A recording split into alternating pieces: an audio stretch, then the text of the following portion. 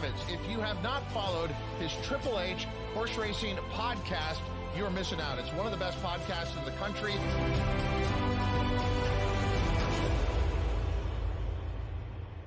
Good evening and welcome to one of the most anticipated preview shows of the year. It is Pegasus Day this Saturday, Gulfstream Park. Welcome to the HHH Racing Podcast, episode 327 of Picks and Ponies. I'm your proud host, Howard Kravitz. Wow, do we have a great show for you. Thank you very much for watching. Please make sure you hit that subscribe button on the bottom right-hand side of the screen. Hit the notification bell so that you know when new content will arise, and smash that like button below the video player. That will tell the YouTube algorithm this is a fantastic podcast and will send people to the show. You can follow me on X right there at H Kravitz, and scrolling at the bottom of the screen, the email hkravitzhorse@gmail.com. I'm going to right away go to some shows that we have coming up. If you go to our podcast, we've got a huge lineup coming up, as you can see from left to right, the current show right now. Then tonight, Thursday, if you're watching live, 9:30 Eastern, after party for the Eclipse Awards. We're going to talk about the awards, have some fun. Then we have live coverage 4:30 Eastern on Saturday of the last two races of the Pegasus. And then next Monday, 8 p.m., horsing around our Pegasus recap show. We also, below, just look for the pink banners there. We have a shorter version of who's going to win our opinions of the Pegasus World Cup. Also, Picks and Ponies, the Pegasus Turf preview. Just, again, 20-minute videos. And then the Bet and Boozin' Boys also did a preview of the Pegasus Filly and Mare Turf. Check all that out. We have many different videos up for this big day. You can listen to us on Apple Podcasts, Spotify, and Anchor. We've got a great tip sheet. Look below the video player for all information about our Power Picks tip sheet. We've got a great website, hhhracingpodcast.com, and we are also on Instagram. We've got a very special guest tonight. We got a lot to talk about. Let's jump right in first with my trusty co-host. First, from the East Coast of Maryland, Mr. Pete Visco, and from the Saratoga Special and the Commonwealth of Massachusetts, Paul Halloran. Guys, what a card. It is Pegasus week. How are we doing today? Fantastic. Let's do this. Paul, we got a big week. The field sizes are massive Saturday. I hope we had our brain cells functioning, because, wow, some of these races are difficult. Yes, as they should be. Hopefully we can be correct and be paid. Absolutely. That would be the plan. Guys, without further ado, let's bring on our guest right now who's waiting in the bullpen.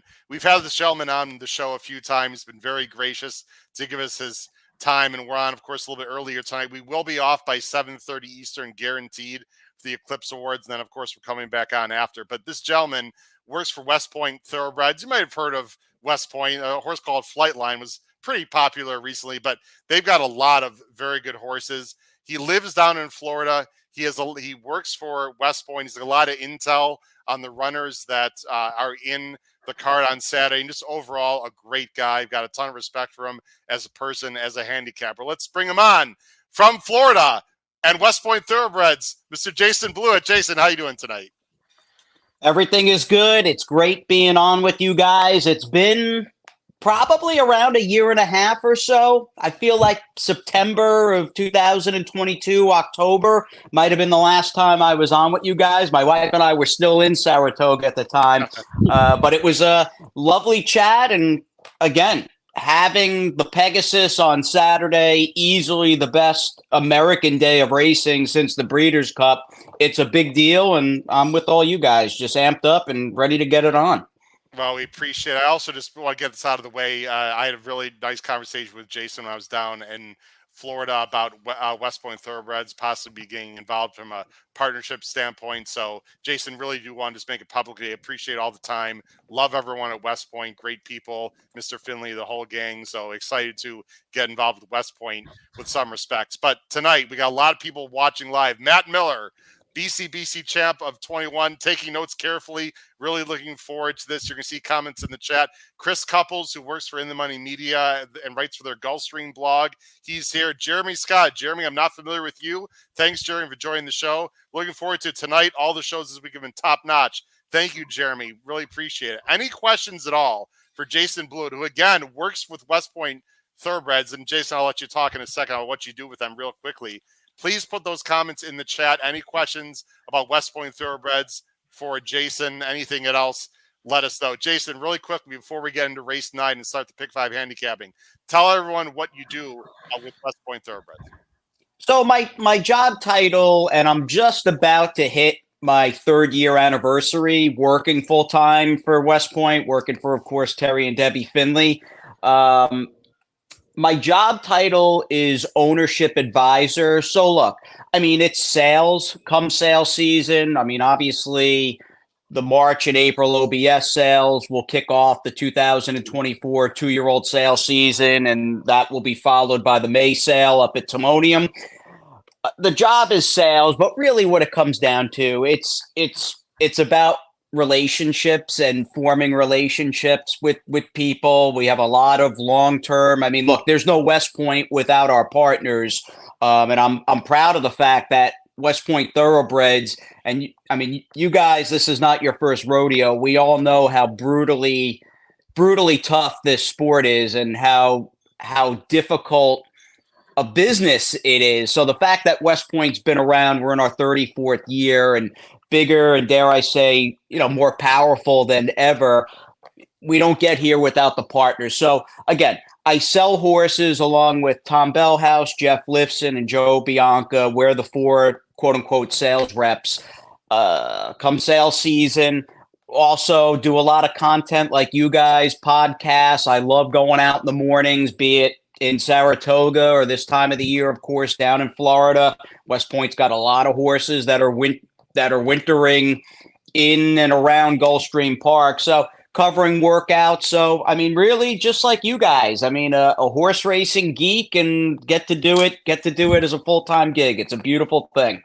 Well, if anyone wants to know his handicapping acumen, he banged heads with an Andy Serling for years on Talking Horses and Naira, and a lot of great people there as well, Eric Donovan, etc. So Jason obviously has a lot of roots in New York. Jason, let's jump right in, man, because we got a very busy, a pick 5 here with a lot of horses in it. So let's jump right in, guys. We're going to go right to the race 9. This is the start of the late pick 5, which does have a guaranteed pool. I think it's 750,000. I'm not sure, but I know they do have a guaranteed pool. They're going to blow that out of the water anyway. Let me go ahead and take the banners off the screen. This is the inside, there we go. This is the inside information. It's 7 furlongs. Race 9 starts about 3:13 Eastern. $200,000 is the purse. It's a field of 10. Let me go ahead and refresh this so we can see the morning lines. There we go. Let me go back to race 9 right there. There we go. There's the morning lines. Morning line favors the number 9, a really talented Florida bred that Jason, you and I saw in person, or at least I saw in person when I was down there. Mare, quite contrary, 2-1 for Eddie Please, who's taken over the trading, and Luca Panici, who I had the pleasure of interviewing as well. Let me go ahead and bring up our banners. You can see our picks that are going to scroll across the screen right there. Jason, you are always going to go first, sir, amongst the 4 nuts. Jason is going with the Chad Brown, and we'll talk about Chad Brown, Jason, because he's got a very interesting stat that I'm sure you're aware of right now at Gulfstream during this meet. But you're going to go with Gerrymander, 8-1 morning line with Jose Ortiz. And as they bring us all on the screen, Jason, Chad Brown's 0 for 28, whatever he is. But listen, anyone that knows Chad knows. We'll get Jason back on there. We just lost your video. Oh, here. Gotcha. Good. No all right. anyway, So there we go. That's right. Chad's 0 for whatever, Jason. This is not his main stock down at Gulfstream right now. He's had a lot of maidens. This is a huge day. You got to figure his horses are going to fire, and you're going to go right out of the box here with Gerrymander and the inside information. And she doesn't win all that often. That's a little bit of a concern. Good. You got the PPs up there. That's why I disappeared for a second. I was pulling up. Oh, we got you covered. We got you covered, my man. Yep. Now we lost it completely. Okay. That's all right. We'll get Jason back. A little technical difficulties there. Jason's got Gerrymander with Chad. Very formidable. He's got. Well, now you're okay. There we go. Got me back. Good. There good. we go. I was Jason, you've been closing on down TV before, haven't you? Been on TV before, Jason? Dude, this StreamYard is pretty twitchy. I was saying, what a professional show, and that was the kiss of death. Couple of things this here. This guy's been years on Naira. He's been in front of like hundreds of thousands of people, and he's having. Okay, anyway. I'm nervous. I'm nervous being on with you. You have no idea the kind of butterflies. I'm a nervous wreck right now. Good, so yeah, it is pretty wild just seeing Chad 0 for close to 30 for the meet. But I think, Howard, you obviously touched upon his emphasis, running a lot of maidens. You know, these horses that he's got, that he's bringing over, that his staff is bringing over, walking over, are going to be cranked up and ready to go. She doesn't win all that often, but I feel like the ability's there. And as I worked my way through, I wasn't overly thrilled with you've got a large portion of the field coming out of the prep for this race, the Spirit Wind race a few weeks ago. Wasn't overly sold on those horses, and even like Mare Quite Contrary, she's a terrific Florida bred. I mean, I love horses like her. She's really got like no pedigree at all, and she is a stone cold runner. I just felt this field was a little tougher than the group she took down last time out in the Rampart. That was a day her and Nostalgic were the two big favorites. Nostalgic didn't really fire. There was very little in the wake of Mare Quite Contrary, who got the good ride from Luca. There she is in the pink cap there, the number 3, saving the ground, and she'll find a seam here as they straighten off the far turn. An awesome Florida bred, a very easy horse to root for, but I feel as though Gerrymander maybe has a little bit of untapped potential, and that's why I'm taking her on top. This was a very slow pace, and I talked to Luca after the race, and once she found clear, once she got clear, she really exploded by those horses, in my opinion, Jason. I think, it didn't look ultra impressive really visually, and the time was not anything special. But I think that's sort of a case of the pace being slow, and there are other factors involved. She's an absolutely beautiful animal. I mean, she was tucked up. I mean, she just looked fantastic that day, and I actually have her on top. Pete, you have this horse on top. Let's talk about her. Is there enough pace to set up? She is a closer, Pete, but boy, she loved Gulfstream. 9 for 9 in the money, Pete. Quite incredible. Yeah, and I mean, you know me, I'm never shying away from a horse for course. You see the 9 for 9, like you said, 7 for 8 in the top 2 at the distance. My only concern is hey, Paul can attest to this. Ever since you interviewed Luca, he's been on a little bit of a cold streak. I hope you didn't give him the Tapit Trice disease, where you meet them and they go on a downstring. But the Italians always rise back up. So I have faith in my boy Luca. But I do think there's pace, and I don't love the pace that much. So I think Mare Quite Contrary could take advantage of it, especially if it heats up a bit. And I don't think the pace is going to hold. So I like her. I love her at the course. I love her at the distance. Yeah, I think she's very logical. I would never take her. I wouldn't put a win bet her at 2 to 1, but in an ABC horizontal situation, to me, she is a must use as an A. Another horse that I think is very live here is the one you have top, Paul. I have in second, Intrepid Daydream. First start last time at Gulfstream in the Spirit Wind race that Jason mentioned. Got off okay, did get a good trip. Spirit Wind got loose. I think this horse will take a small step forward for Safi in here. I think she's very live as well. Yeah, when I looked at the race on paper, I thought the 9, and then I went back and watched the replays, and I landed on the 3. I do think the 9 is as pace dependent as she looks on paper, if not more, and went very wide in that second to last race, the race where she finished second. I thought that, as you said, Howard, that Spirit Wind just got loose last time, and they just couldn't catch him. I like the 3, and I have the 8 as a B. I was kind of with Jason, is thinking the 8 has a pretty good shot here. I love the company lines. You can go all the way down to Nest, Matarea, and Nostalgic we saw, and Dr. B, who is a really good PA bred, I believe, past the Champagne. So, I'm with Jason on the 8, but I on film, I like the 3 better than the 9. Yeah, guys, there's no way we're getting 8-1 on gerrymander on Saturday. I think more like 9-2 is Yeah, logical. that's. Top, I was top going to right-hand ask you corner. guys. Yeah, 8-8. I hadn't seen the line before we hopped on the air. Yeah. 8 seems incredibly. It seems like a bad price on her in the program. Brian Nadeau does a great job down there. He does the morning lines, and he took care of me and down there a month ago. And it's hard to make the morning lines. On the right side is the pace projector, Jason, for time for. Now, if you've seen this, they've got gerrymander just sitting off the lead. I suppose that's where you'd want the 8 here on the top right-hand corner. She'll be up close. She is well drawn towards the outside in this race. Again, all three of us, for the most part, have landed on a combination of course, Mare Quite Contrary, who's your defending winner. We've also got gerrymander and Sappy's horse. So yeah, I was comfortable with the favorites in this race, and I just do want to mention. Just seeing Inside Information's race in the program makes me happy. Yeah. You guys are old timers like me. I've been around a while. She is in the top 3 of my all-time favorite fillies, along with Sky Beauty and Heavenly Prize. So really nice to have her namesake run again on Saturday. And I'm comfortable.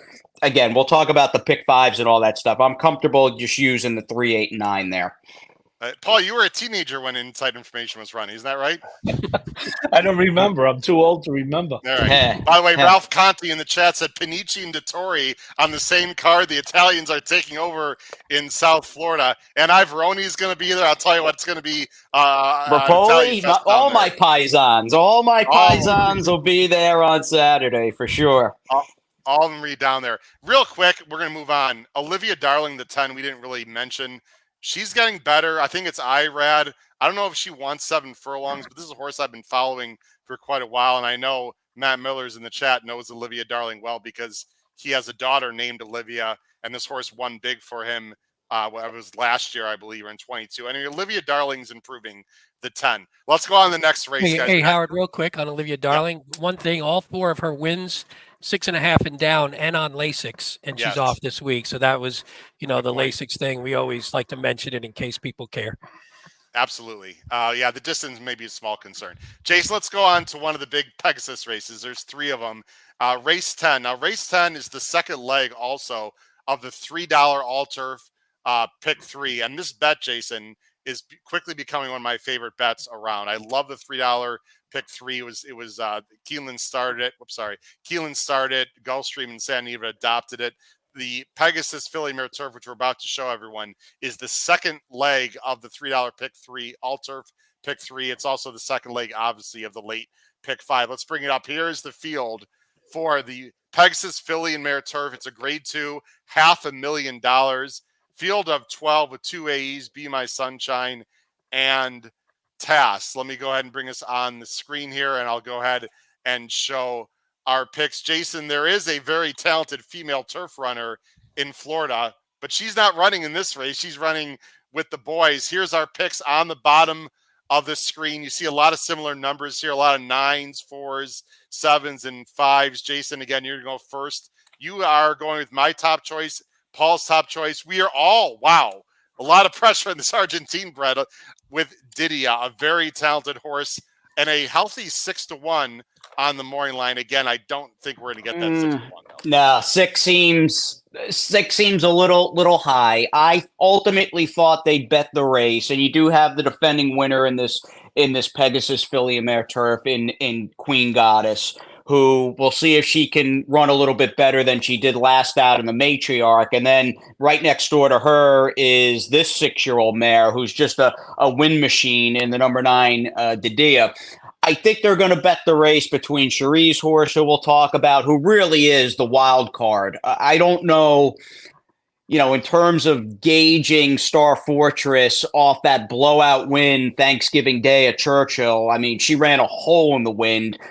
Was that a legit effort over a turf course? Maybe some horses weren't handling. I don't know. But you've got her. You've got Fluffy Socks for Chad, who's going to take money. And then, of course, our top pick, who's just a model of consistency. I wasn't trying to reinvent the wheel here. maybe she got a little lost early in the filly and mare turf. She was towards the back of the pack, swung wide, was out finished in a tight blanket finish. But I mean, how can you argue with just her consistency last year? I mean, she didn't run poorly in the filly and mare turf, but all of her races in this country for Ignacio Correas, they've just all been solid. Thought she'd get a good trip in this spot, so I'm with you guys, and we'll take this 6-year-old mare. She's very logical, Jason. Now, something that I don't think enough people are talking about, and you are very familiar with Gulfstream and the turf course in South Florida. A few things. First of all, for the first time in a while, the weather is warm and dry. It's sort of a weird, winter. Listen, you won't complain with 65 and cloudy because we're freezing our ass off up here out north. But anyway, it is going to be dry and it's been warmer, so that's good.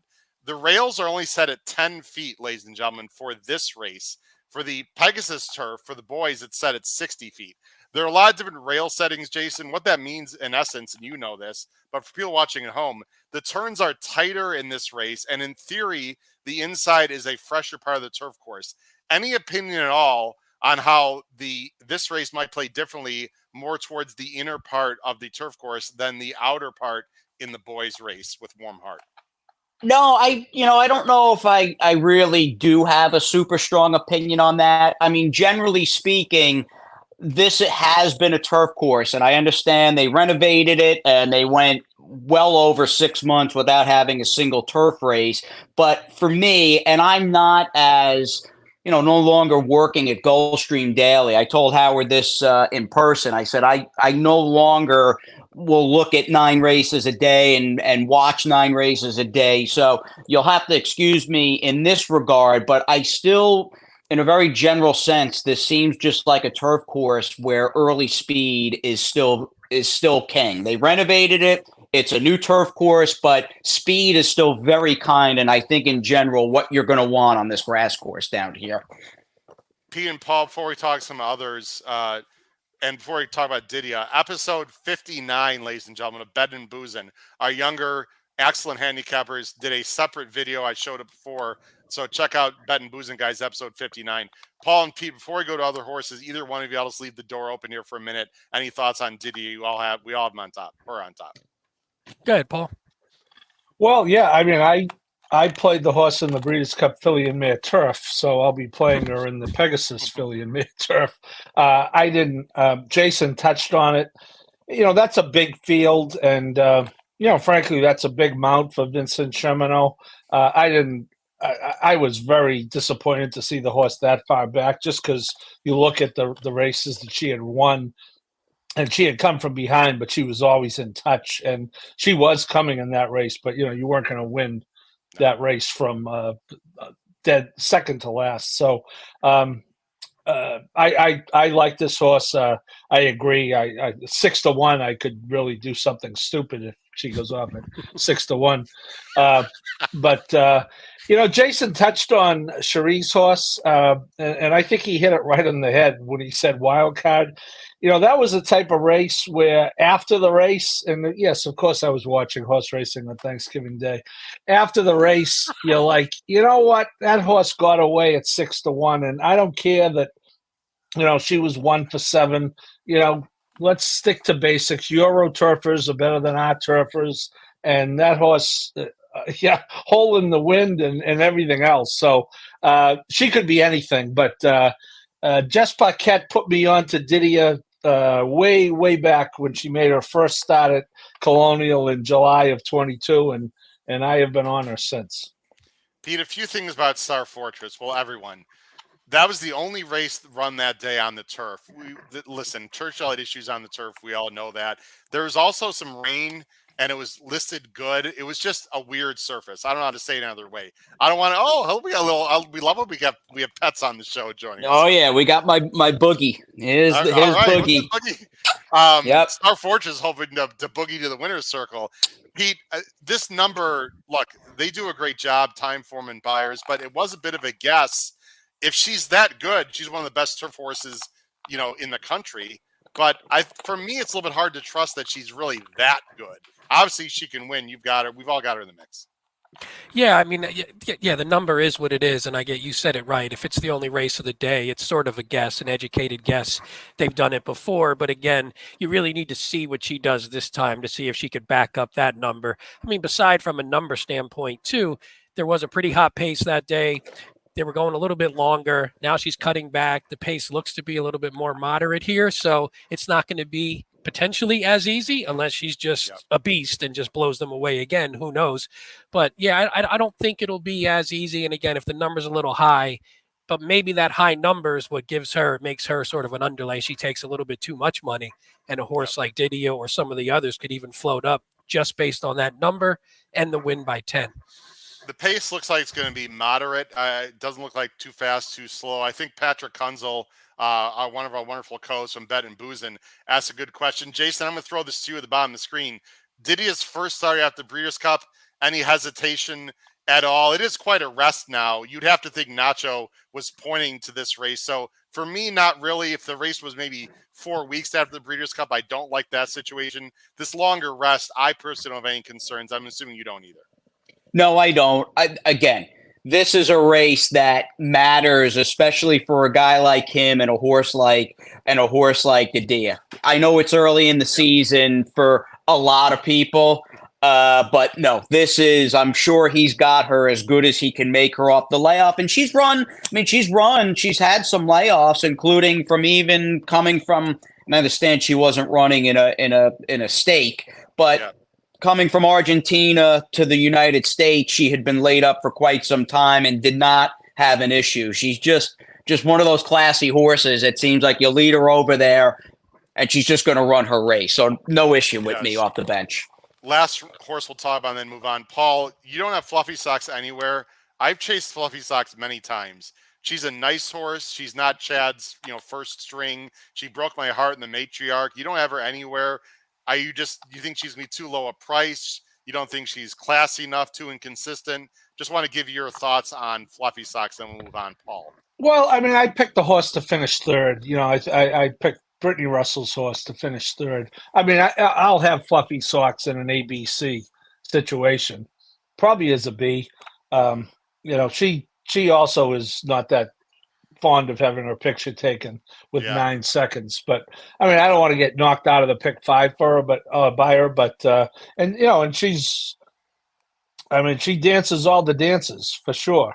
Grade 1, grade 3 listed. So yeah, it should be more like a B play for me. I just when I pick the 1, 2, 3, sometimes I'm picking a horse legitimately that I think will run third.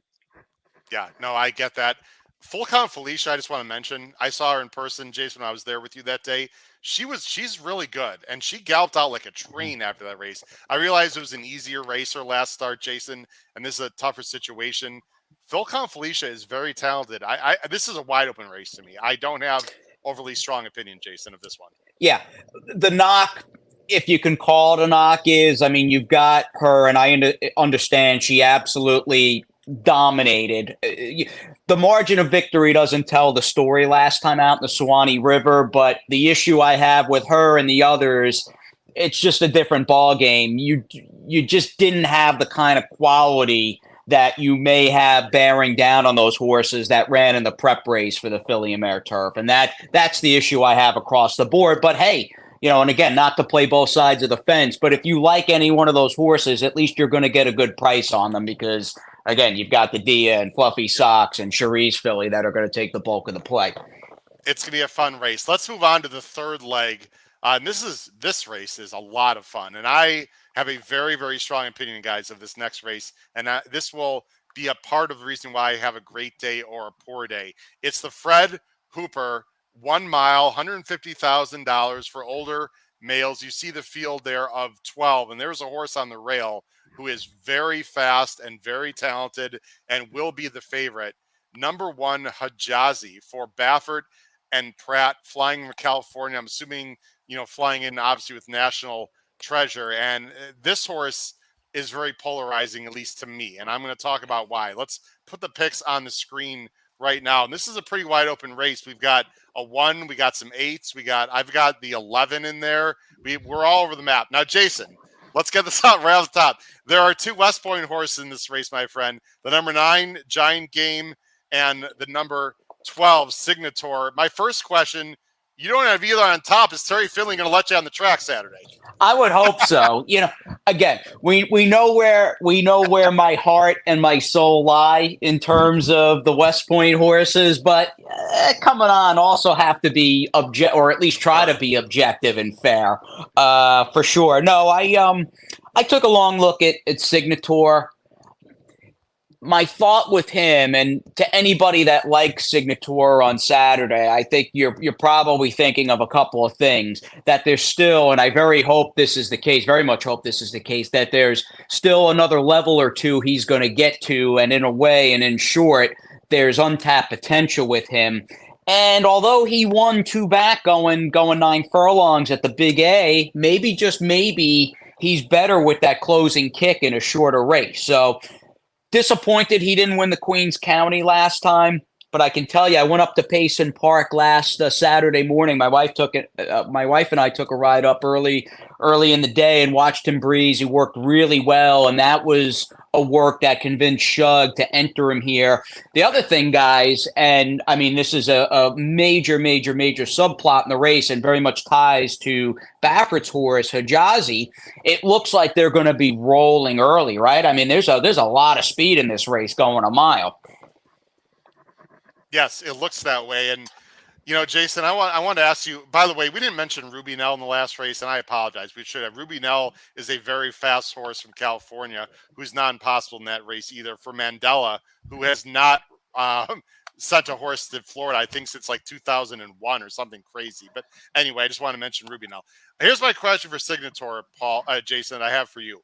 First of all, was he invited to the Pegasus? And if he was invited, he was not. Okay. I have a few questions for Signator. Number one, are you guys concerned about the mile distance? Number two, I'm assuming Javier's going to keep this horse wide because he's a little bit, I love Signator as a horse, but he doesn't have that like turn of foot. He's sort of a grindy. I'm assuming you guys would be happy if he's just 4 or 5 wide and try to grind them down late. So I actually like the 12. I don't think that's a problem at all for Signator. So are you concerned that a mile's just too sharp is my main question. Yeah, when Shug last Saturday said we're going to enter him, I was like, great. I'm excited to see him race. I'm a fan of Signator, even though, I still have patience, but it's like, come on, dude, you gotta run a little faster. I'm like waiting for this horse to just get to the next level because I think he's got it in him. My one concern though was a mile at Gulfstream. Is it going to be a little too sharp for him because he is such kind of like a lumbering, heavy-handed, like you said, one pace kind of horse. So that is a big question. I don't know about 15-1 on him, but that said, I'm glad he's running. And, if he can't go a mile, he shouldn't have any excuse because it's not like the Hoopers, a 6-horse field where you're going to have a horse loose on the lead. I got to think between Hijazi, the other West Point horse, Giant Game, Expressman, again, they should be rolling in this race. So even if a mile at Gulfstream is a little too sharp for Signator, I do think this race might just simply be coming apart at the seams when they pass the 8 pole. Now, I got a little surprise for you, Jason. And Paul, you're going to love this. I got a little surprise for everyone. Giant Game, who is a longer price and will show speed. Jason, I'm sure that horse will show speed. I'm not saying he's a rabbit, but I'm assuming he's going to show some speed and sort of the opposite of Signator. Yep. The wonderful Nick Hines from FanDuel was on our show before Giant Game broke his maiden way back in 21. And he tipped out Giant Game on this show before his race. I just want to show a short clip. I want to apologize because I was blurry in this. I had video issues. But the great thing is there's a comment below the video player, and someone on the screen was a fan that day. He was not a host, and he made a comment to Nick Hines. Let's take a look at this right now for a quick clip. I think everyone's going to enjoy this about Giant Game. I'll go ahead and bring it on the screen here. Just a second. Just give me a second. Okay, here we go. Here's a clip. And look at the bottom of the screen on who's commenting, guys. Salute going out to Paul. And I just wanted to give one last tip. Sure. There's your value. I would never single that horse. Nick, I'll end with this. Paul Halloran, a great viewer. Read on the bottom there. You like God, horses, and Notre Dame. That's all good for Paul Halloran on the bottom of the screen there. The three things that some of the things you enjoy most. Nick, any closing thoughts before I let you go for the viewers? A salute going out to Paul. And I just wanted to give one last tidbit on a horse that I've been following that's in the 11th and final at Keeneland on Saturday. That's the 7 Giant Game. Tried very hard on behalf of my racehorse. This horse was on a radar at Phasig last year. Go back and watch the replay. Didn't get away cleanly, but this horse finished with plenty of presence. He's a son of Giants Causeway. Giant Game, race 11, Saturday, horse number 7, Joe Talamo, 4-1 Dale Romans on the morning line. But I just pulled it up, Nick, and I can fully confirm everything that Nick said. I did watch the replay. Beautiful. Was off slow. This is a very big striding horse, right, Nick? And I think he's a serious horse. I don't want to get too far ahead of myself. Sure. But I will say this, that he's a Derby quality type horse. Ooh. Wow. So unfortunately, his career hasn't quite panned out that way. Jason, he's had a nice career. He's going to be forwardly placed for you guys in the Hooper, correct? He definitely should be forwardly placed. I mean, he's not, I don't think, going to have much of a chance if he's mid-pack. That's just not the kind of horse he's ever been. He's been terrific. If memory serves, I think he's only one of three colts in the last crop of the legendary and late Giants Causeway. So there was always that sort of very cool mystique around this horse. And look, the day, or at least the lead up when you had Sarge on your show, this horse broke his maiden, second out of Keeneland, and Dale wanted to bring him. You know, Dale is not afraid to take on Goliath, and wanted to take this horse out to the West Coast for the Breeders' Cup Juvenile in 2021, and he nearly won the race. He was third behind Cornish. So he's been an OG West Point horse, a tough old campaigner, won the Cornhusker, upset the Cornhusker back in early July, right before Saratoga started. Field's very tough, and it's a combination of, I think, the depth of the field in my mind, as well as, again, going back to probably the most important subplot in the race is just the early pace presence in here, where they are going to be flying. So I think the hurdles, as much as I love Giant Game, he's up against it from a potential trip standpoint, as well as just this being a really, really tough field of horses. I love this comment from Matt Miller. Guys, Tom Rooney being interviewed right now on TVG, and all I can say is that I didn't even consider turning down your volume and turning up his. Great analysis as always. Thanks a lot, Matt. Accretive, Jason, very quickly, and then we'll talk about Hijazi, your top choice for Chad. Yeah, back to Chad for me. Took Gerrymander and the inside info. I'll take Chad here with the Accretive. Relatively light. In fact, not relatively. This is a lightly raced 5-year-old who clearly has some talent. And when Chad brought him back last July in Saratoga, I mean, this horse did very little wrong. I don't care about the race last time out in the Cigar Mile. I mean, a very important distinction to make. That was one of the most speed-biased, speed-friendly racetracks that I can remember in recent memory. So just don't care from post 10, the fact that he was completely outrun in the Cigar Mile. You draw a line through that. This is a horse that will be, you would imagine, at least closer to the pace than my buddy Signator will be. And off that should get a good pace to stalk and close into. And yeah, if he picks up where he left off between the Vosburg and the race against Ever So Mischievous, I think he's going to be right there. I like this horse. I think he's really talented. Paul, he gave Cody's Wish everything he wanted in that Vosburg, although it was a very slow pace. Pete, let's talk about Hijazi. This horse is fascinating. And Rodney Evans, a.k.a. Hot Rod, thanks for joining the show. Hijazi wins for fun. Won't even be close. And my horse doesn't need the lead. Pocket trip on the rail. Easy win by 3+ lengths. Wow. Let's go to Hijazi. This horse is 8-5. This is your top choice, Pete. I have a little bit of history with this horse, which I'll talk about in a second. He's very fast. He projects to have the lead, although I will say, as I bring up the Timeform US for everyone here on the screen, you look on the right side, it's supposed to be a lightning fast pace with maybe the 2 actually in front of Hijazi in theory, although I'm not sure that's going to happen. Talk about Hijazi, Pete. Yeah, I'm in full agreement with Rodney. I think Kajazi rolls this field. I think this could be sort of a little coming out party for this horse, where I remember before the Malibu, I remember listening to, I think it was one of the In the Money media pods, and they had some of the West Coast guys on there.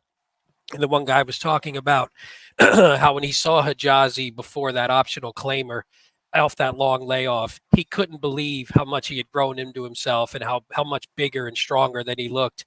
Then he comes out, that optional claimer, he rolls them pretty easy, pops a nice figure. Then in the last one, he was just chasing Speedboat Beach, who I think is just better and I think would crush this field.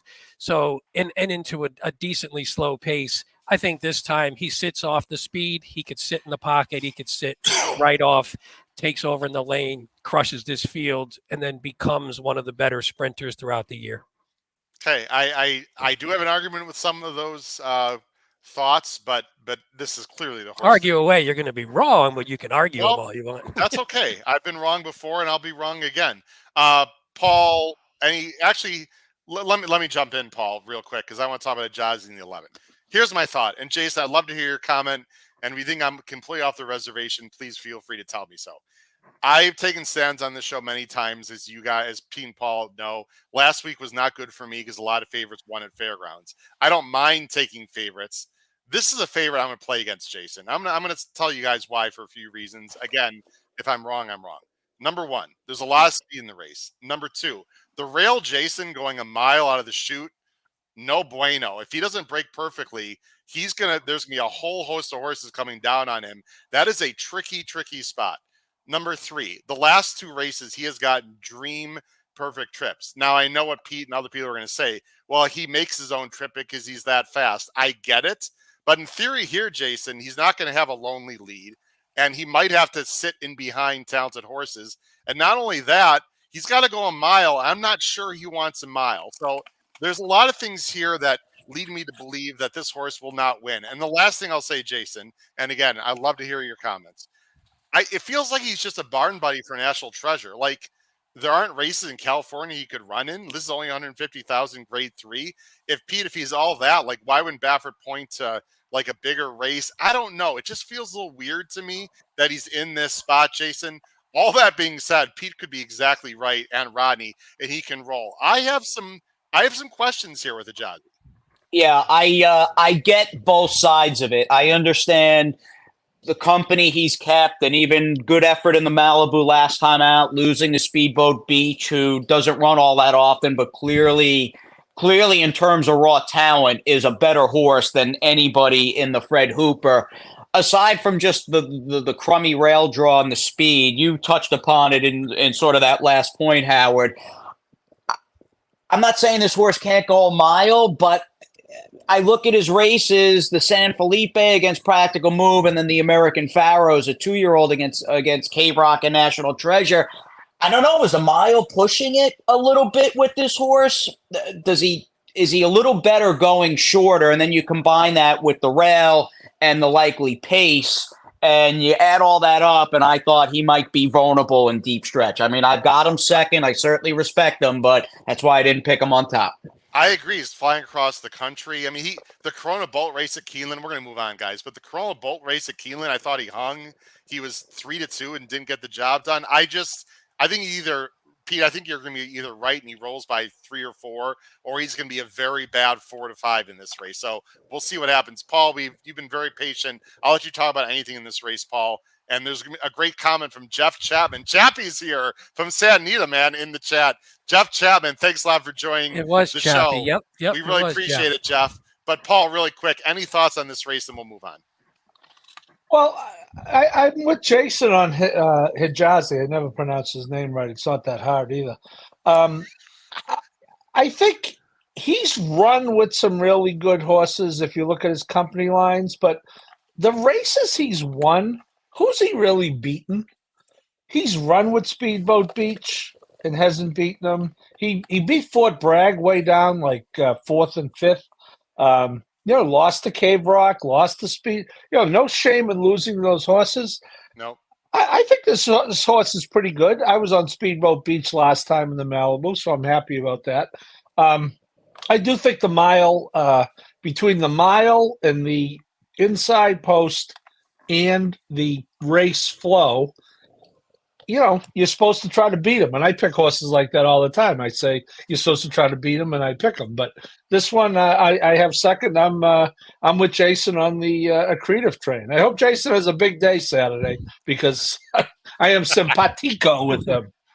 All right, let's move on, guys. Appreciate it. The Hijazi, a very polarizing horse, and I don't even think you're getting 8-5 either. I think he's going to be odds on. I think you're correct about that, Pete, for sure. Let's go on to the other big Pegasus turf race. This is the Pegasus Turf. $1 million. We'll bring it up on the screen right there. It is a field of 12. There are 2 AEs here. The Moyline favorite, Warm Heart. Wow, is this a talented female horse for Aiden? 9-5 morning line. Let me go ahead and bring us on the screen and go ahead and go with our picks here. Just one second as I bring those up right there. I just realized I didn't even talk about the 11, my top choice in the last race. We'll move on, but the 11 is a very talented Louisiana bred who I think will sit a perfect trip on the outside, and I love turnbacks in this race in the Hooper, Jason. So that's why I like the 11. Sorry for not giving everyone giving that horse short shrift. This is a 2-horse race. It looks like we all have 3-9, 9-3. Jason, I don't think we need to talk about this race quite as long as the Hooper for somewhat obvious reasons, only because it's a 2-horse race. You are going to go with Integration now. Finally, raising the flag for Westmore. I've been waiting all day. Jason, I love this horse. We talked about this horse before the show. 3 for 3, undefeated, one of the most exciting West Point horses, really, obviously, since Flightline. You guys have to be super stoked, and that's not a word I use often, about this Shug trainee, who you have seen personally train up to this race at Payson. Yeah, I've watched him all winter. Went up last Saturday. He worked in company with an older 5-year-old in Never Explain, who's won 5 or 6 races. And yeah, just an easy work. He's ready. Shug's really happy. In fact, I went down to Gulfstream this morning and hung out with Shug for a little bit. It was pretty great. I mean, I known Shug a long time, and he's always going way back to the Naira days. Shug's always been good to me. I was thinking this morning, it's just him and me in his Gulfstream office, and he's got a picture of Lure winning the Breeders' Cup Mile at Gulfstream back in, I think that was 1992. And I was saying to Shug, I said, Shug, I've told you in the past, Lure I've seen, again, Wise Dan, love Goldie Cova, but for me, Lure is the best turf miler I've ever seen. So it was great. Shug was telling me stories about Lure, Personal Lens, and Easy Gar. I was like, I should really set up a camera because any racing fan would love this. So I'm very the tape recorder, Jason. You could have helped no us kidding. out tonight. Hey, I blew it. Jason, those are 3 of my top 10 of all time. 2 are in close to the top 5, basically. So I need to be in that room too. Yeah, we'll have to get together. He's so good at telling stories, and he's got a gazillion of them. And it's kind of like once you get them warmed up, they just keep coming. So that was just a quick aside. I even texted my wife, but no, Shug's really happy with how this horse is doing. And for me, I even go back, and there was nothing really major. We had this horse up as a 2-year-old. He got the Saratoga, was there for like a couple of weeks. This was back in the summer of 2022, had an issue. We had to send him back home. Nothing major. It was just little baby things that prevented him from running before he debuted at Colonial in August. But I mean, you guys saw at least the race on paper when he won first out. For me, the real sort of stamp of approval was the fact that Shug, this was like the antithesis Shug move, running this horse second out in the Virginia Derby, and he beat obviously a very good horse at Chad's in program training. So that was the race. I'm like, wow, we might really have something with this horse. And I know there wasn't a ton behind him per se in the Hill Prince, but I mean, I'll turn it over to you guys. Visually, this was an awesome effort. Never in doubt, and just the acceleration that this horse has. I mean, this was one of those like jaw-droppingly, visually awesome type efforts of a turf horse that you'll see. Here he comes in the green cap 3 wide. Jason, does he like to grab a hot dog in the stands? I have a small concern. This is not the only race. Each race he's been lugging out a little bit. Is he just almost like too fast for his own good? And I don't know. That's a small concern for me on Saturday. Yeah, I haven't looked too much into it. I'd like to think, combination first time at Aqueduct. If he drifted out a little bit in the race at Colonial, he's still lightly raced. I mean, that was only his 3rd start, so might be unpolished in certain areas. But no, I mean this Pegasus turf has really been the focal point since pretty much they hung the official sign on the Hill Prince, and we'll see how he does. I mean, I have a lot of respect for the competition, including, of course, and led by Warm Heart. I love horses like her. Jet setter, Group 1s all over the planet, it seems, and she's right there every time. So it's a fascinating matchup between like a proven, international Group 1, Grade 1 quality horse who's danced the dances versus this up and coming horse who I think a lot of people think could be pretty special in his own right. My last question for you, Jason, then Pete and Paul. I'll turn over to you guys for a few minutes. My only other concern with integration, I plan on playing this horse heavily Saturday, Jason. He's always been on the outside. He has not had to like weave in between horses or come up the rail or split horses. From what you've heard from Shug and everyone connected with this horse, is he mature enough in a big field and talent field like this to weave between horses, to fight bull his way through a small spot? I mean, we know he's talented. We know he's got acceleration, but you know me, I'm a dedicated handicapper, and you are too, and you used to really deep dive. We haven't seen him come up the rail. You know what I mean? Like he really hasn't had any adversity yet in any of his races. Yeah, I think of, maybe he hasn't pulled a difficult trip and he's been able to make those wide runs, but he's even though he's been on the outside, he's had to give up ground, and he's run against horses that were including even program trading in the race, the second time out race at Kelowna.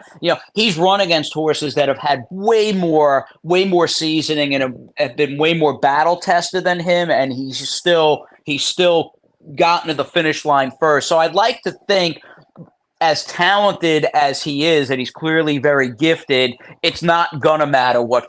Again, you don't know until they do it, but what he's done, I don't think when you start to really sort of nitpick the kind of trips, I'd like to think in my mind it's just not going to matter wherever Tyler's got him. This horse is going to show up and run to what he's capable of, and we'll see if it's good enough to defeat the Irish filly if she runs her race. Well, Paul, integration, we have to run down Warm Heart. We talked about Warm Heart on our preview show. Our show, we had a preview show just for this race, episode 325. Everyone check that out. Warm Heart is very good, very, very talented. Jason, I'm going to send you a quick comment in the private chat, so take a look at that in just a minute here as Paul talks about Warm Heart. I want to go back to one thing if I could, though, because I can't take my journalist hat off totally. Jason, is there any light to be shed on the jockey change? No, I don't think so. Look, difficult decision. It's a tough game. Shug, when it came down to it, was just more comfortable, and it's something. And look, I love Kendrick. Kendrick is just the best and rode this horse really well in the two races he was on. But I think you looking at this turf course, it can be a little tricky at times. Speed, again, tends to do pretty well. There's something to be said. Again, there's going to be hurt feelings. I mean, that's just the way it is sometimes. But, to have a rider that rides daily at Gulfstream and on this turf course is what Shug wanted. And Tyler did ride the horse first time out at Colonial. So, yeah, we noted that in the show we did last night, and it's a tough business. Hey, look, I'm in the middle of a book on Cody's Wish, and Junior Alvarado was taken off him. He's such a huge part of the story now. He was taken off after the first race, and it took a year to get back on. So it is a tough. It's a tough business, but yeah, I mean, obviously, as Jason mentioned, talk about not only does Warm Heart dance all the dances, she has her suitcase and will travel, and which is great. We complain a lot about small fields and horses not wanting to run against other horses, and Aiden has run this horse now. Hong Kong last time, the Breeders' Cup before that, where she ran huge and lost to a tremendous horse in Innsbruck. Longchamp before that, which was on. I believe that would have been a prep for the Arc, I believe, for Arc Day. Yorks. Anyway, so yeah, I mean, just came over, though. Hasn't really had a lot of time to settle in. So that could be a drawback. But I'd love to see both of these fillies bring their A game. We could be in for a treat. Well, yeah, integration's a male, but we get your point, Paul. So where's the misgender? Well, you know what I meant. Yeah, you know what I meant. I like Noah's comment, though, that just came in. I mean, this has been a pretty, in terms of just frequent flyer miles, Warm Heart's done it from Ireland to Cali, from France to Ireland to Santa Anita to Ireland to Hong Kong. Now you're coming back. And look, we should also mention, and aside from that, she's turning back in distance, speed-friendly turf course. So there are at least some slightly nuanced areas where she might be out of her comfort zone a bit. And of course, guys, this is going to be her last start with her having a date with Justify. Wow. How about that? For everyone watching, we're taking a long time in each race. We're not going through every horse. We did go through every single horse, Jason, Paul, and Pete, as you guys know, on our preview show. So I wanted to focus this show, guys, on the horses, with Jason on especially, and talk longer because we get this inside intel that we don't normally get. Pete, you have the final thought on this race. I don't know if you want to talk about Webslinger a little bit, Pete, who you talked on our preview show for this race. This is a talented horse. He might be a slight cut below, but he is a price, the number 5. You have that one third, or anything else you want to talk about, Pete? Yeah, real quick, we'll shout out the stat we gave on Warm Heart yesterday, just in case people like him against the 9-5 favorite. Aiden O'Brien, oddly, 1 for 23 on the win end with 4-year-old and up horses in graded stakes on turf in the U.S. So for some reason, he dominates he's much better with the 3s and the 2s, maybe when they get a little older. For some reason, when he brings them over, depending on the races, who knows the reason. Webslinger, we talked about it yesterday. Sentimental value. Me and my son love Spider-Man. He's got a Spider-Man room upstairs. He's had it for years. But I love the horse, too. Monster closer, which I'm a sucker for monster closers. He just doesn't get up on the win end, and that's always been his problem. Maybe the turn from 3 to 4. Again, he just ran in December, so it's not like he has gained so much more experience, but maybe the calendar change will get this horse to start getting involved a little bit more, get a little closer, and one of these days he's going to just start winning, and hopefully when he does, it'll be consistent. And at 15-1, though, you get a run from him every time. So if you're talking about a trifecta, if you can beat Warm Heart, let's get integration on top of Webslinger and then get a bomb in third, and we'll see what happens. We can really get paid in this race. That would be fine with me. We have about 10 more minutes left with Jason. Jason, I do appreciate we're going a little bit over the time I allotted for you, but we got all excited to talk about the West Point horses and reminiscing about conversations with Shug at his bar area in Gulfstream. So we'll be on Jason, guys, about 10 more minutes, and then we'll talk about horizontal ticket construction. This is the big one, guys. It's officially the 8th edition of the Pegasus World Cup. It is $3 million this year. It's really quite an interesting field. There's no superstars. Let's just say it like it is. However, it's a pretty wide open race. I think most people would agree with that. And there's a lot of interesting runners. Here's the field for this year's Pegasus World Cup, $3 million, field of 12 as of now, with Castle Chaos on the outside as an AE. Here come our picks on the bottom of the screen. And wow, we talked about this. The three of us guys liked the number 8 First Mission. And Jason Blewitt is hopping along the First Mission train, who is 7-2 Morning Line, with the Morning Line favorite, National Treasure for Baffert, 9-5. Jason, First Mission is a progressive 4-year-old for Brad Cox, who's been pointing to this race. He certainly does not, he's no better than many horses in this field by the numbers, but I assume you agree with the rest of us that he's ready to take a step forward on a huge stage Saturday. Definitely. And this seems like the right kind of field. I'm not saying this horse is the second coming of even Nick's Go, but lightly raced, looks like there's more gas in the tank with him. And again, the timing is right, running against a Pegasus field that when it comes down to it, yeah, Saturday is going to be a ton of fun. It's just a very average group of horses. I say that with peace and love. I don't want any part of, and if I'm wrong, I'm wrong, of the two Bafferts. I'd much rather have Hijazi earlier in the day. I don't want any part of National Treasure in this race. So I just look at the tough loss in the Clark and the fact this horse was coming back after having a scratch from the Preakness. We get a forward move out of him. He can lay close to the pace. He looks like a very logical kind of contender to me in this spot for Godolphin and Brad Cox. Jason, what is it about, and I have strong opinions too about National Treasure, but what specifically do you not like about National Treasure in this race? There's just other speed in the race. I mean, the Preakness, I understand he's a classic winner. That will go down in history. And again, not trying to be too hard on him or anybody else, but that will go down as one of the softest Preakness runnings of the Preakness in our lifetimes. And got to ship back to the East Coast, this horse. I want to see him replicate. I was really surprised how well he ran last time out in the dirt mile. I was really surprised, but that was on his home track at Santa Anita. I just think he's a pretty average horse, and if he doesn't make the lead, it just seems like he doesn't fire, and I just don't know. There's some other speed in this race, and I think Time For Him has got Dallas's horse on the front end that rode the speed track and the Gold Rail and the Cigar Mile last time out. I just think this is a pace that's going to be, again, on the hot side. And, you know, if they don't, even if they do send, I'm not a big National Treasure fan. I completely agree with you. Not only does Time For Him not have National Treasure on the lead, they've got First Mission. The 9 is escaping now. Skippy Longstocking, the 9 is the Pletcher. They've got all those horses in front of National Treasure. Now, I'm not sure that's going to happen, but I have a very hard time seeing National Treasure getting loose. And if he does, Jason, does he really want a 1.8 miles against good horses that are pressuring him all the way? This is just one of the biggest play against on a morning favorite I've had in a very long time, Jason. I trust Hijazi more just because he's super fast and talented.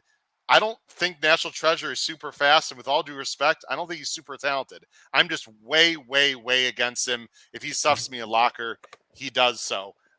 Pete, let's go to you. You've got also First Mission. You've got the 3. You made a good case for a dynamic 1 for Pletcher, who we'll talk about this horse. Had a real nice campaign, had a long time off. He's a fascinating horse at a price who has a good post as well, Pete. I'll bring up the PPs of Dynamic 1, the 3 on Saturday.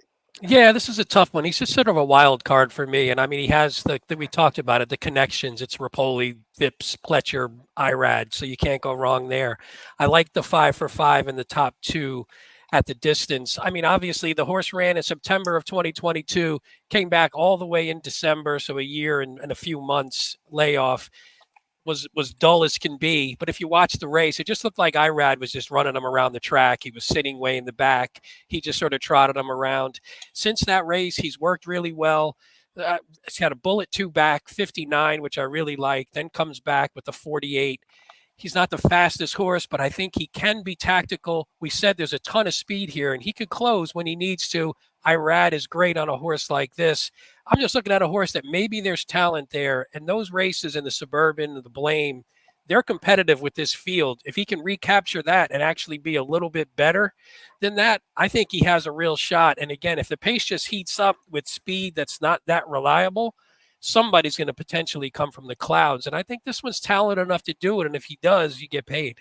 I think you make great points, Pete. I'm using this horse underneath in some trifectas. I would not, poo-poo any Rapoli, Pletcher, and Irad horse. And speaking of Pletchers, Paul, and we all got to talk about the 6 in a moment, Senior Buscador.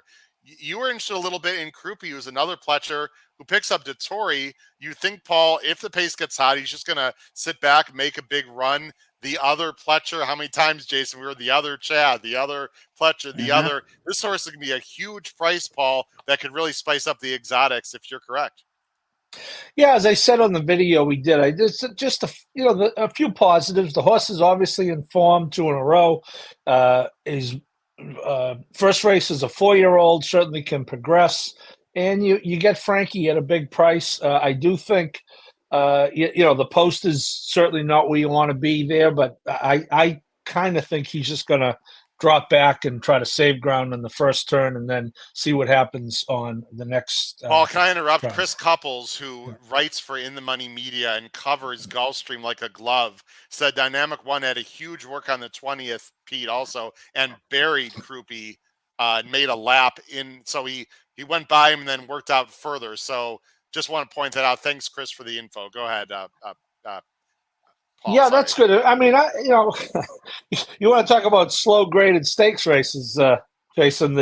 This year's Preakness has nothing on the 21 Wood Memorial, where I saw Dynamic One nearly win and get nailed by Bourbonic in what was about 2 seconds. It was about 2 seconds slower than the fastest Wood Memorial of all time. I just don't think that horse is fast. I think Pete makes great points, and we all know what can happen with meltdowns. We saw a horse win the Derby a few years ago that never won again. But I just don't think that particular horse is fast enough. I mean, that workout information is obviously that doesn't thrill me. But I'm also, if he's around 20 to 1, I'm going to have to live with some negative information. Okay. Last horse we're going to talk about. Again, everyone listening and watching, we greatly appreciate it. Watch our shorter 20-minute preview videos. We went through every single horse in all these races we're talking about. Jason, Senior Buscador. 20 to 1, he's not going to be. He's going to be half that, if not like 8 to 1. You've got him third. Mm-hmm. I've got him second. Paul's got him third. I think you can make the argument this is one of the, if not the most, frankly, talented horses in this field. The problem is deep closers just don't win at Gulfstream. That being said, I think this horse is fascinating, especially if the pace heats up like I think it might, especially if Skippy Longstocking is in the race from the 12 hole. He's got to go. That's even more pace, Jason, in this race. It is. I'm with you. Again, you take the good with the bad, deep closer, but if they're rolling up front and you don't like National Treasure and you think this race, again, might start to burst apart at the seams, why can't this horse clunk up and put in a serious run? I mean, he was clearly trip compromised last time out. Again, going back to that Cigar Mile card when speed was just winning everything. Ran well in the wasn't a vintage Breeders' Cup Classic, but comparable to this Pegasus field. I mean, his classic race looks solid. No, I think he's going to run very well. Neat horse.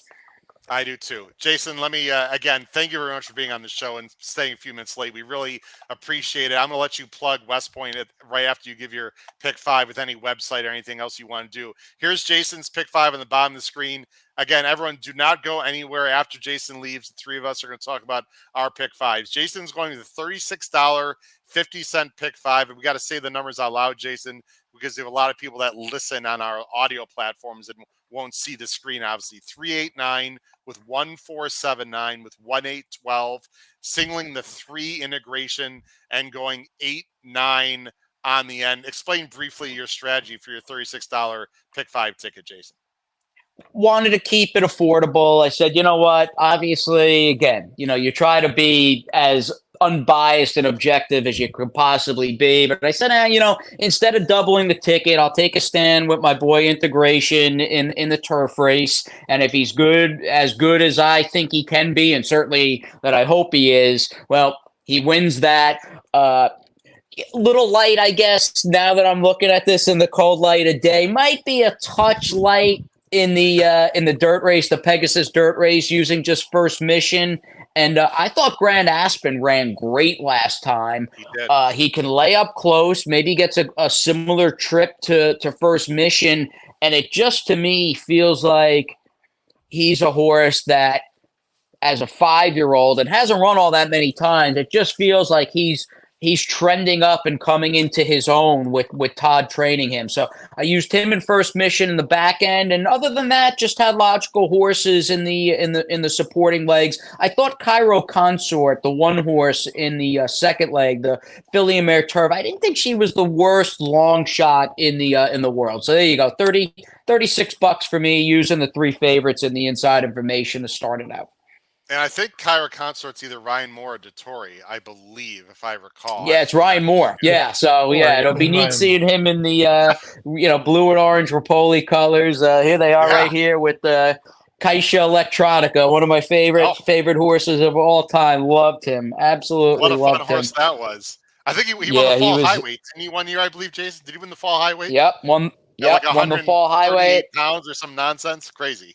Yep, I think he won the Tom Fool, was a claim. And he was by, a thing I always loved about him, even before Mike and Todd had him, he was by Aeromanches. Well, I'm sure you guys, one of you guys at least, remembers Aeromanches, who was just a win machine and probably as a stallion, maybe bred 3 mares. So he was just such an awesome horse. And no, this was a lot of fun, guys. It was a pleasure seeing all you guys and talking some horses. And I want you guys to have a great weekend and great Pegasus Day. Jason, thanks a lot. Can't wait to see you again. Real quick, if people want to find out more about West Point Thoroughbreds, where should they go? WestPointTV.com, the website. I am on Twitter. I am not hard to find on Twitter. I mean, naturally, West Point's on all the social media channels as well. We do have a lot of content. I think we're at about 4,200 followers on YouTube as well with the West Point YouTube channel. So we're always uploading really videos of our horses. They're the stars. I mean, we all want to see the horses. That includes me. So WestPointTV.com, and looking forward to the 2-year-old sales starting in March. And Howard, you and I will definitely chat before then for sure. We will. Thanks a lot, Jason. It was great to see your wife as well. She's always a pleasure to visit with, and of course say hi to the Finleys as well. Jason Blewitt, West Point Thoroughbreds. Good luck on Saturday, my friend. Thanks a lot. Thanks, Take Jason. care. All right, thanks, guys. Great seeing you. Thanks again. All right, Jason. You too. All right, Jason Blewitt, man, he gave us a lot of time. Really appreciate. Great intel, guys. He's very high in integration. Why wouldn't you be? A signatory, interesting long shot, giant game. Probably a little bit too much in the hooper. Guys, let's quickly go through our pick fives. We have a good 10-12 minutes, guys. We will sign off right at 7:30, right in time for the Eclipse Awards. Everyone, please join us again at 9:30 for our after party of the Eclipse Awards. Hopefully, Paul celebrating a Cody's Wish horse of the year. And speaking of Paul, let's go to his pick five. 3, 8, 9, 10 with 4, 9, with 1, 8, with 3, 7, 9, with 7, 8. Paul, you're going to press up. It's a $48 ticket. You're going to press up for $1 and make it 96. Your thoughts, sir? Yeah, I'm really ambivalent about National Treasure. I think that all the points are good, but I go back to a 107 buyer, getting nailed at the wire by Cody's Wish, and this not being a great field. So that explains my not really liking National Treasure, but putting him on my ticket at the end. I almost singled First Mission on the end, and went even thinner and pressed up even more. I think First Mission is going to win the race, but I think if he doesn't win the race, you can make a pretty good case for the second most likely winner being National Treasure. And fairly explanatory. I thought there was a couple of 2-horse races in there. Cherie DeVoe's horse in the second leg, along with Didia, whom I like a lot, and then Accretive, whom I like with I did use Hizaji in case Hijazi. I never pronounce it right. And it's like 6 letters, by the way. It shouldn't be that goddamn hard. Just in case of the wire-to-wire factor. So, I mean, I don't. The horse would not be an A. I won't be playing the Caveman. That's why I don't play a lot of Cavemen, because you see horses on here that I won't have as A's. Paul, you are a gem. Paul. You know what, Pete? Paul's making Hijazi, as difficult as like trying to figure out, is it a block or a charge, like on a fast break 2-on-1 tough call situation. Those are easy. It's a not charge. Those Paul. are It's easy. Hijazi. Hijazi. And New York bred too, by the way, which is crazy. Yes. Which we didn't even really mention. Let's go to where are we, Pete? Let's go to Pete's pick 5. 3-9-10 with 4-6-7-9 with Hijazi, with 3-5-9 with 2-3-7-8-11 throwing in Krupi there. $90, Pete. Yeah, I'm singling Hijazi, which makes me allow to go deeper in the other legs. Like I said, I think he's going to roll that field. In the first leg, I went just super chalky, which I hate, but I think it's basically a 3-horse field on top, aside from Gerrymander, who we talked about. The second leg, I really like Didia, but I didn't think Fluffy Socks can get loose. I think Ruby can come late, and I think Ruby Nell can get loose on the lead. We didn't talk a bunch about her. And then Star Fortress, it's just hard to leave her off because if she replicates that last race, everybody's in trouble. Integration for sure. Warm Heart, even though she's got some stuff against her, I think if she's just super talented and maybe could just beat this field, and then I can't leave Web Slinger off the ticket. I'd be pissed if this ticket cashes, because if it doesn't cash because of him.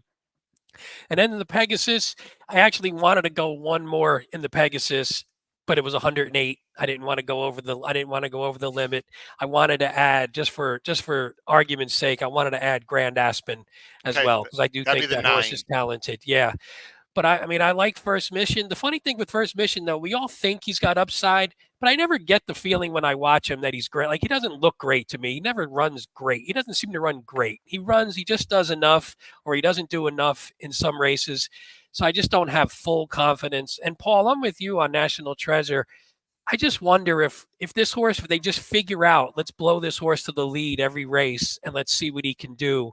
Maybe he just starts winning more. Maybe he doesn't. Maybe he gets run over anyway. And then I put your boy O'Connor, who Howard. I know that's the greatest horse of all time, Paul. We know that. So I couldn't have O'Connor win and then Howard talk crap to us and then not cash the ticket on the show. So I put O'Connor in for funsies.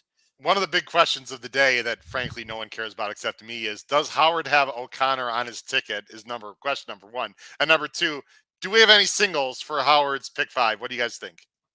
Yes and no. Go ahead, Paul. Oh. Yes, O'Connor, no single. Pete? I'm going to say yes and no as well. I agree. You guys are both wrong on both accounts. How about that? $96 ticket. I do not have O'Connor, and of course he was going to put integration single. He has to kiss up to the guest, Paul. You know that he's going to do that. Obviously, my pick 5 is $96. Let me just say this for everyone, because we do have a few minutes. I was bad last week. Pete, congratulations, by the way. You had you had a good week on the show at Fairgrounds. I'm not going to have good weeks, guys, when a lot of favorites win. It's just I'm not afraid to take favorites. I have no problem singling horses. And by the way, if I see any shade like Howard, like Baffert, that's a bunch of BS. I loved Hijazi last time against Speedboat Beach and was wrong. I've been wrong about Speedboat Beach twice. So this is not a Baffert thing at all. I bet with my head and with my pocketbook. I don't bet with my heart. This pick 5, guys, I want to get paid. And these big days, we all know the pool sizes are going to be monstrous. And Pete, you could be exactly right. And Rodney about Hijazi, and I could be completely wrong. But you know what? I have no desire to single a horse that I think is vulnerable at 8-5. So I will use him very defensively. If he wins, he wins. I'm much more interested in singling a horse like Integration, who, by the way, I think will take a lot of money.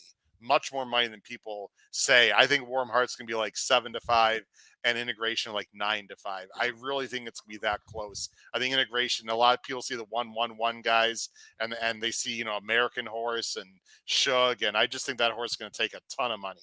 Anyway, I'm going 3, 8, 9, 10 with 4, 5, 6, 7, 9, 12. That race, the Philly and Mare Turf, is one of the bigger spread races for me of the day. I'm going to go 3, 6, 11, 12. I'm going to hope for a bit of a pace meltdown in the Hooper. Guys, we didn't talk about Gilmore. You know that I've been chasing this horse for a while. The number 6. I don't think he's impossible.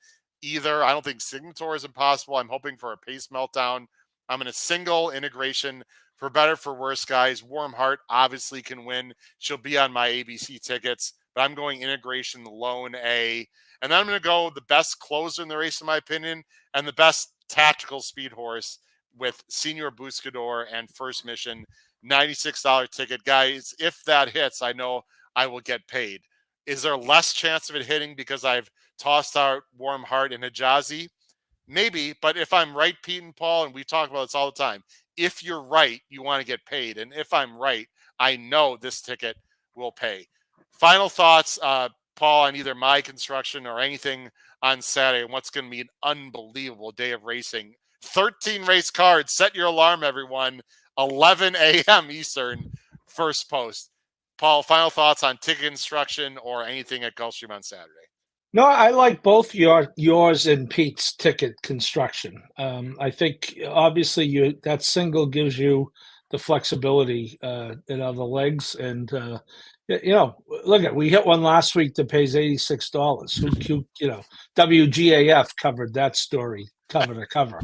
Okay, who the hell wants to hit that one? You hit it, you just but it's counterproductive when you have $100 budget and the pick 5 pays $86. That's not really a good business plan. So yeah, I like your construction. I'll be going ABC. I'll have First Mission as a single A, and I think I'm going to have a Creative as a single A as well to try to get a little value in there. So really, you like him that much? I've always thought, we got a few minutes.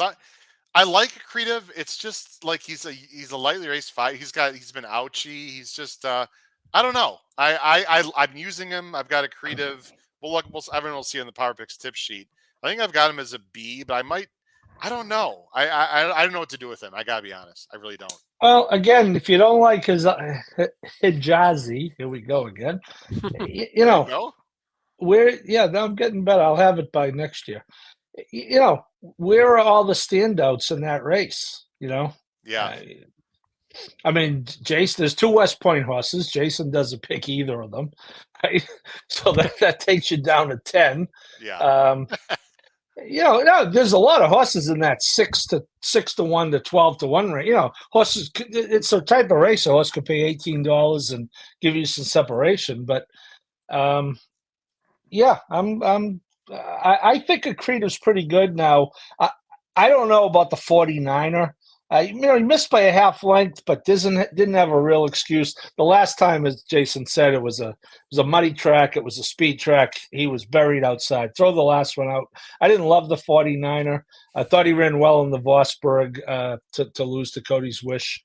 It took a really good ride by Junior to get Cody's Wish closer to the pace. So yeah, I like a Creative. I don't think it'll be 5 to 1, but I just think the Hooper is one of the most fun races of the day. I'm really excited to see how good Hijazi really is, and just there's other interesting ones in there. Charlie Freeman from Bet and Boosin joined the show. Charlie liked Grand Aspen last time. I was right there with him. That was a tough beat, but I don't like the Harlan's Holiday, guys. I don't like that prep for this race. That's why I don't have O'Connor in there and other things. Pete, you got some very good, strong opinions. You had a great week last week at Fairgrounds. Final thoughts on anything that Jason said, our ticket instruction, or anything at Gulfstream on Saturday?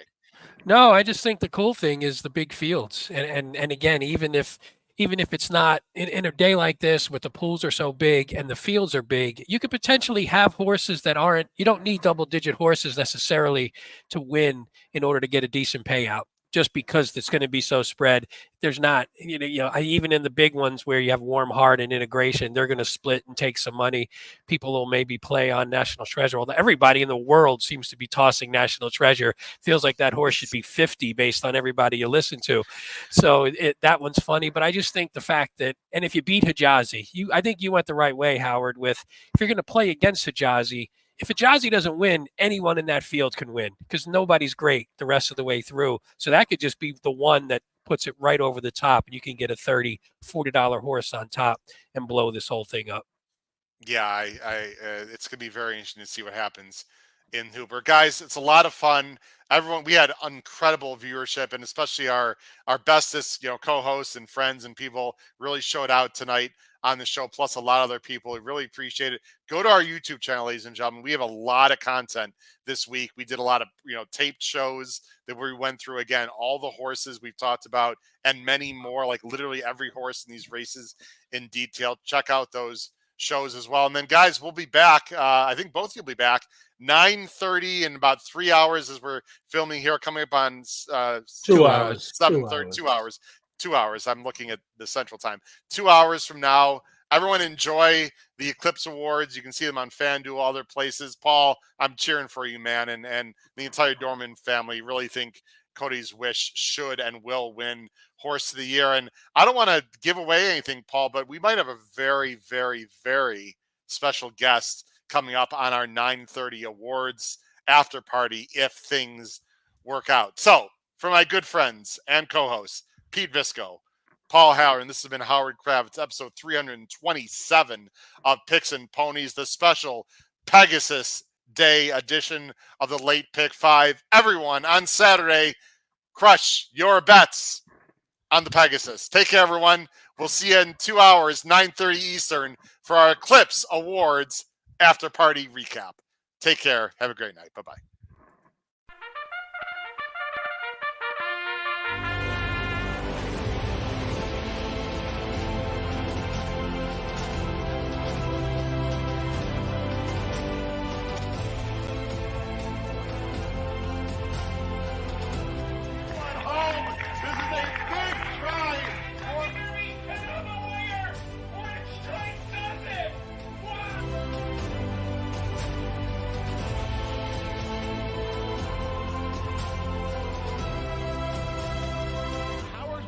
If you have not followed his Triple H horse racing podcast, you're missing out. It's one of the best podcasts in the country.